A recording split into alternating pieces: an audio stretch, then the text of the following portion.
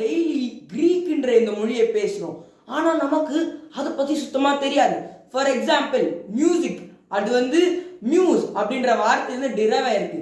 மியூஸ்க்கான அர்த்தம் என்னன்னா art of God. பாலிடிக்ஸும் கிரீக்ல இருந்தா வருது. அது எதுல இருந்து டிரைவ் ஆயிருக்குன்னா பாலிஸ் அப்படின்ற வேர்ட்ல இருந்தா டிரைவ் ஆயிருக்கு. அதுக்கு பேர் என்ன? City. Hi guys, this is Aadi and நம்ம இன்னைக்கு இந்த கிரீக் மொழியை பற்றி தான் இன்றைய வீடியோவில் பார்க்க போகிறோம் கைஸ். ஸோ இந்த கிரீக் லாங்குவேஜ் வந்து இண்டோ யூரோப்பியன் லாங்குவேஜஸ்ல இருந்து வர ஒரு லாங்குவேஜ். அண்ட் இந்த கிரீக் லாங்குவேஜ் தான் உலகத்தில் இருக்கிற லார்ஜஸ்ட் டாக்குமெண்டட் ஹிஸ்ட்ரி ஆஃப் 3400 இயர்ஸாக ஒரு ரெக்கார்டை பதிவு செஞ்சிருக்கு. ஸோ இந்த லாங்குவேஜோட ஏர்லி ஃபார்ம்ஸ் தான் ஏன்ஷியன்ட் கிரீக். ஸோ இந்த ஏன்ஷியன்ட் கிரீக் வந்து ரோமன் டைம்ஸ்ல ரொம்ப பெரிய அண்ட் மோஸ்ட் டாமினேட்டிங் லாங்குவேஜா இந்த கிரீக் லாங்குவேஜ் அமைஞ்சிருக்கு.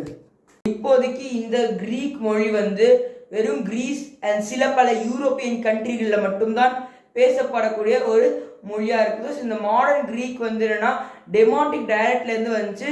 ஸோ இந்த மாடர்ன் கிரீக் வந்து கிரீக் ஆல்பபெட் தான் எழுதுவாங்க. அந்த கிரீக் ஆல்பபெட் 2800 இயர்ஸ்க்கு முன்னாடியே இவால்வ் ஆன ஒரு ஆல்பபெட். நீங்கள் டெய்லி யூஸ் பண்ணுற ஏதாவது ஒரு வார்த்தையை கமெண்ட் பாக்ஸில் எனக்காக கமெண்ட் பண்ணுங்க.